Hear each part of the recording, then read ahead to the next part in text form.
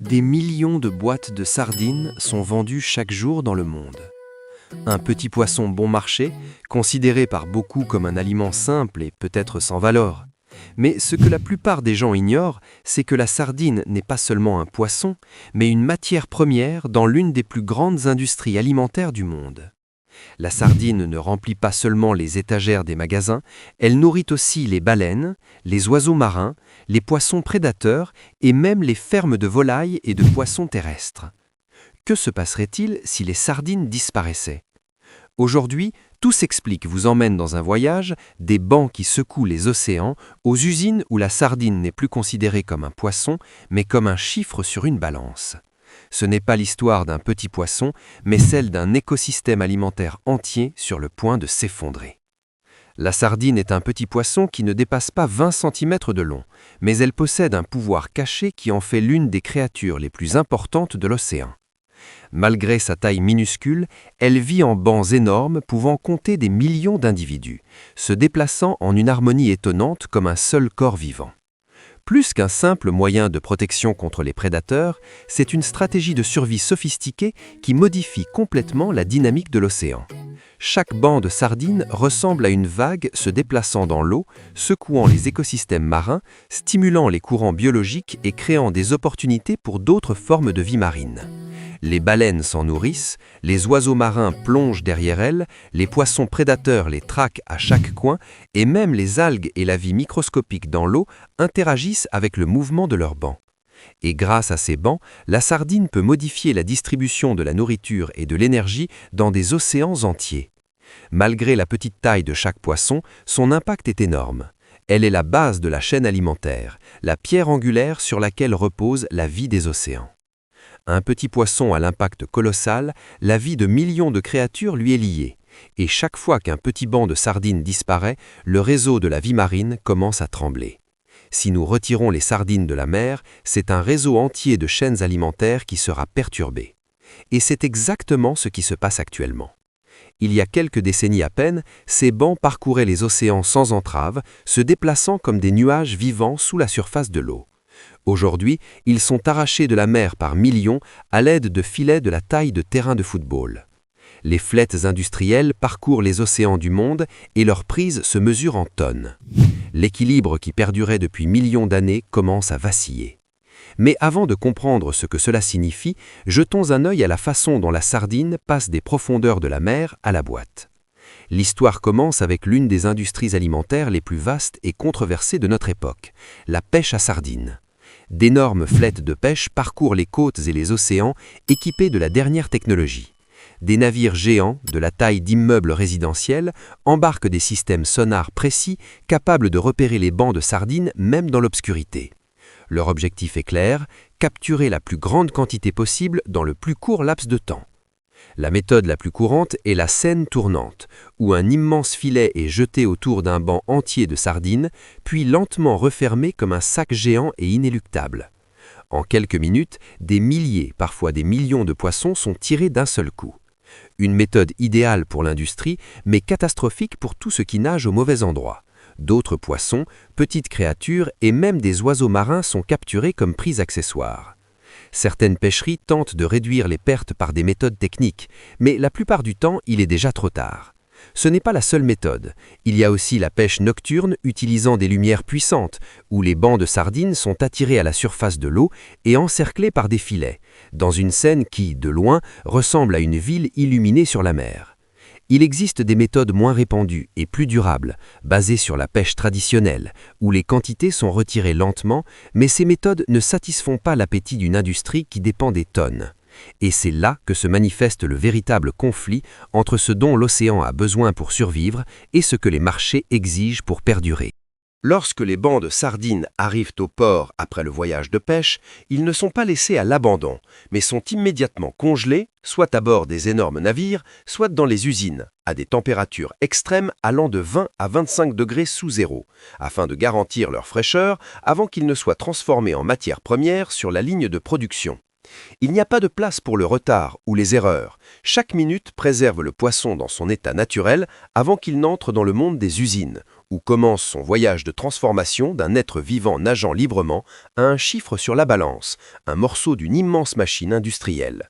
Un voyage court, mais crucial dans l'industrie de la sardine en conserve qui nourrit le monde. Après la congélation directe, les usines entament la phase décisive où les têtes, les entrailles et les nageoires des sardines sont retirées avec rapidité et précision pour les transformer en matière première prête à être traitée. Il n'y a plus aucune trace du poisson tel que nous le connaissions. Tout est fait selon des normes de haute précision.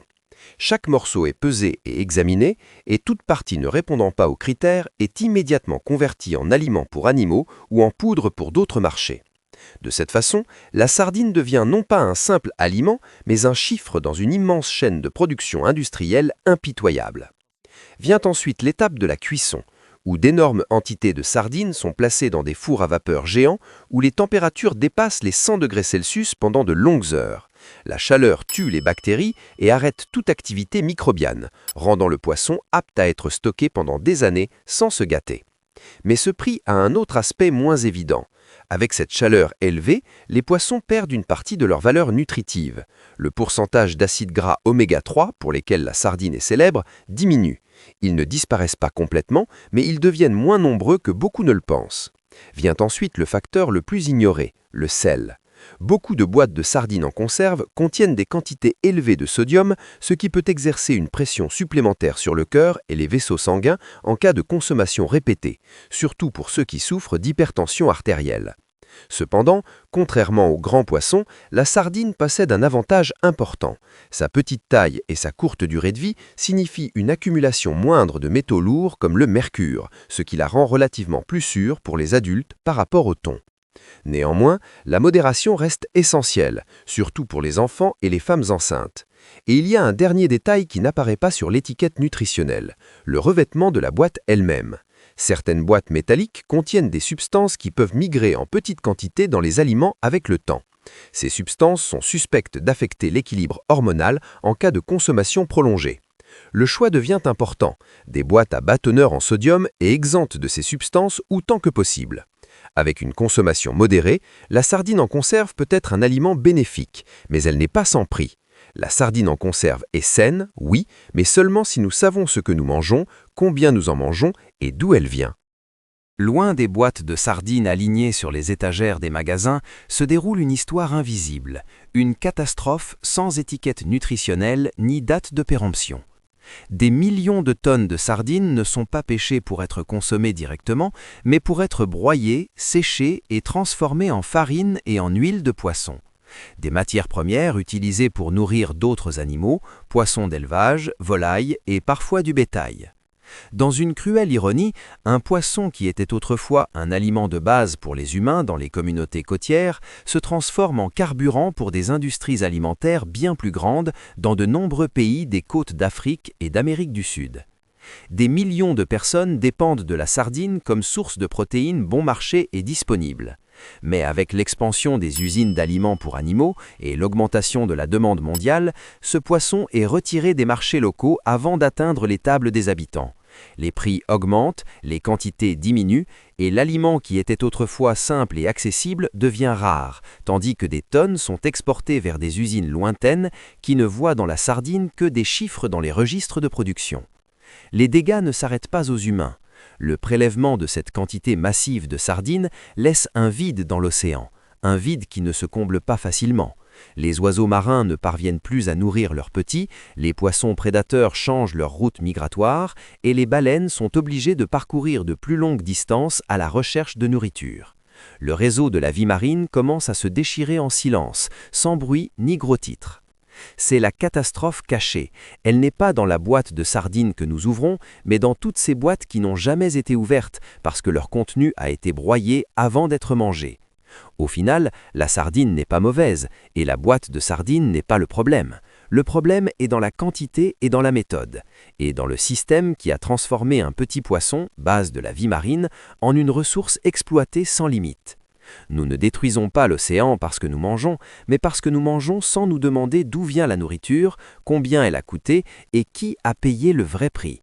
Choisir une seule boîte de sardines peut sembler une décision simple, mais c'est en réalité un vote silencieux, un vote pour une méthode de pêche, pour un mode d'industrie et pour un système alimentaire complet. Chaque choix soutient une pêche moins destructrice, tandis que d'autres accélèrent la disparition d'un poisson dont tout dépend. La différence n'est pas toujours dans le prix, mais dans la conscience.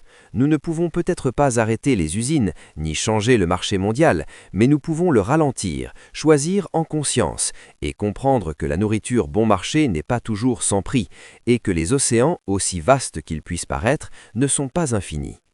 Et maintenant, c'est à votre tour. Connaissiez-vous toutes ces vérités sur la sardine auparavant, ou quelque chose vous a-t-il surpris dans ce voyage de la mer à la boîte? Partagez votre avis dans les commentaires. Nous lisons chaque commentaire et nous sommes ravis d'entendre votre point de vue. Et si vous avez aimé cette vidéo, n'oubliez pas de cliquer sur le bouton « J'aime » et de vous abonner à Tout s'explique pour ne pas manquer les reportages approfondis de Tout s'explique sur le monde de la production et les histoires qui se cachent derrière les produits quotidiens. Merci d'avoir regardé. On se retrouve dans la prochaine vidéo pour un aperçu de l'intérieur de l'usine.